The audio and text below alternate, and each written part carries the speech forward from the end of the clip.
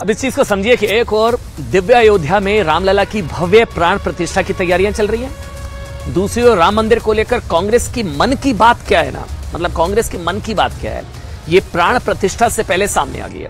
कांग्रेस की ओर से सवाल उठाया जा रहा है कि देश में क्या राम मंदिर ही मुद्दा रह गया है? पूरा देश अटक गया राम मंदिर के मुद्दे पर। कांग्रेस को बड़ी पीड़ा है और प्रधानमंत्री नरेंद्र मोदी क्यों मंदिरों में वक्त बिता रहे हैं भाई?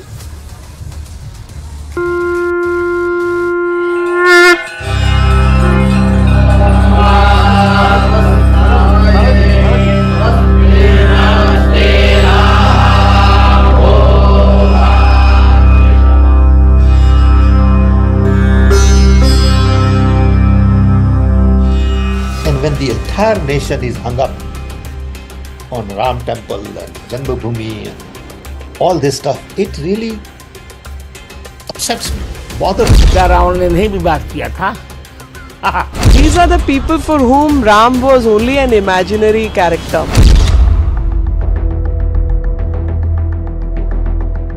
Religion is something very personal. Don't nationalize it. Don't use for political gains. जयचंद्रों का निरंतर पराभव हुआ है और रामचंद्र की निरंतर जय हुई। सियावर रामचंद्र की जय। Prime Minister is spending time in temples all the time. It bothers me.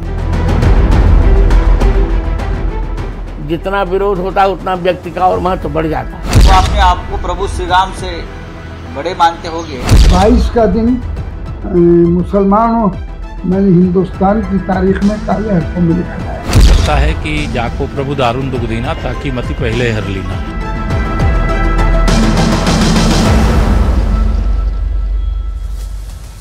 मतलब कांग्रेस के लिए चिंता की बात यह है कि देश राम मंदिर और राम जन्मभूमि पर क्यों अटक गया है। कांग्रेस को परेशानी इस बात की है कि राम मंदिर राष्ट्रीय एजेंडा क्यों बन गया है। कांग्रेस इस बात से परेशान है कि प्रधानमंत्री नरेंद्र मोदी मंदिरों में क्यों दिखाई देते हैं भाई। कांग्रेस इस बात से परेशान है कि मोदी बहुत सारे मंदिरों में क्यों जाते हैं। ये अटक क्यों गया है देश? मंदिर मंदिर लगा रखा है, राम मंदिर श्री राम श्री राम। कांग्रेस इस बात से पीड़ा में है कि भारत में धर्म को काफी अहमियत दी जा रही है, काफी ज्यादा। क्या हो गया हमारे देश को? कांग्रेस इस बात से भी परेशान है कि मंदिर, श्री राम मंदिर मुख्य धारा में क्यों आ रहे हैं या मंदिर मुख्य धारा का मुद्दा क्यों बन रहा है। कांग्रेस की इन सभी परेशानियों का जिक्र किया कांग्रेस पार्टी के सीनियर लीडर राहुल गांधी के करीबी, राहुल गांधी के राजनीतिक गुरु कहे जाने वाले, गांधी परिवार के करीबी और इंडियन ओवरसीज कांग्रेस के अध्यक्ष सैम पित्रोदा ने।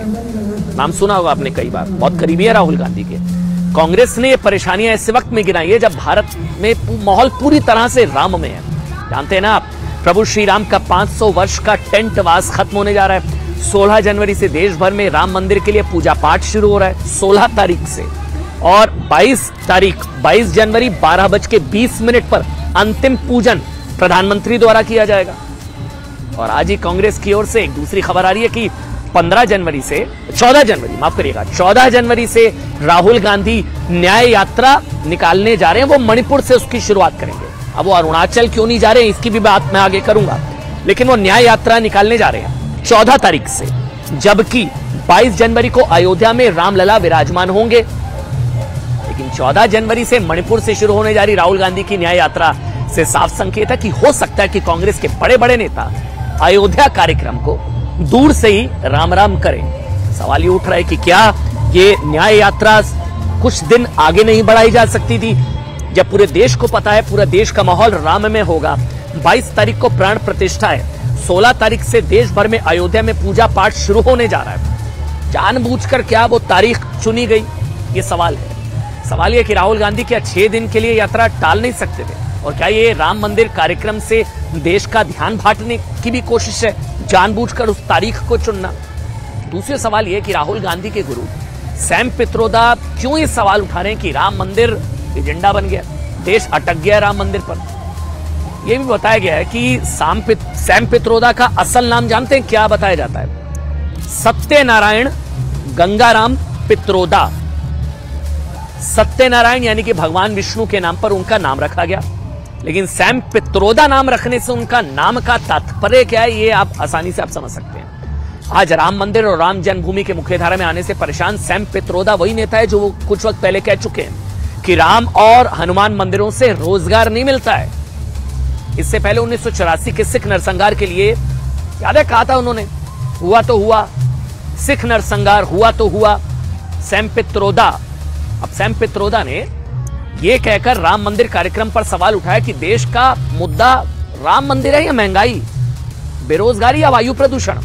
और महंगाई बेरोजगारी के मुद्दे की जगह राम मंदिर रट लगाई हुई है देश ने, एजेंडा बना दिया, देश अटक गया राम मंदिर पर।